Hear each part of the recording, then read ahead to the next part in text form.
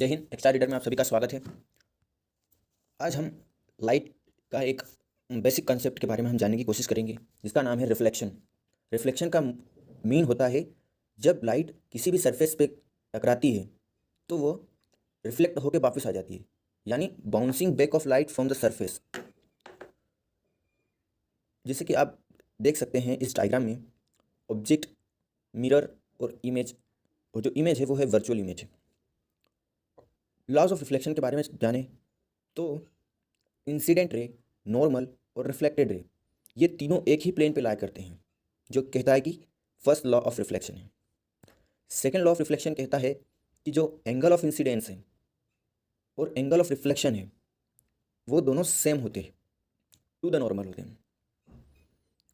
अब type of reflection की बात करें तो स्मूथ सरफेस पे रिफ्लेक्शन अलग होगा और रफ सरफेस पे रिफ्लेक्शन अलग होगा। स्मूथ सरफेस की बात करें तो इंसिडेंट रे जो पैरेलल पॉइंट ऑफ इंसिडेंट से पॉइंट ऑफ रिफ्लेक्शन होकर पैरेलली रिफ्लेक्ट होती है। वही रफ सरफेस में इरेगुलर वे में डिफ्यूज़ होती है या रिफ्लेक्ट होती है, लेकिन वो जहाँ से वो स्टार्ट होती है वो पैरेलल होती है, तो उसका डायरेक्शन डिफरेंट होता है रिफ्लेक्शन रे का।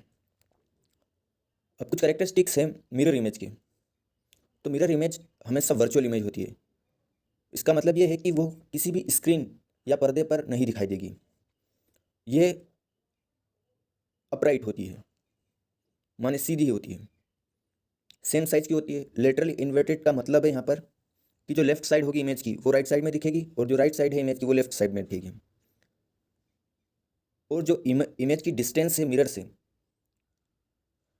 वो इक्वल टू होगी ऑब्जेक्ट की डिस्टेंस है मिरर से। ये एक रफ डायग्राम है, रे डायग्राम। इसमें एक इमेज है जहाँ से राइट रिफ्लेक्ट होकर आई पे आती है, और जब हम इसका बिहाइंड द मिरर की एक इमेज बनाते हैं जो कि डॉटेड लाइन से बनती है और जहाँ पर ये दोनों पॉइंट मीट होते हैं, तो उसे हम ए डैश बोलते हैं। धन्यवाद।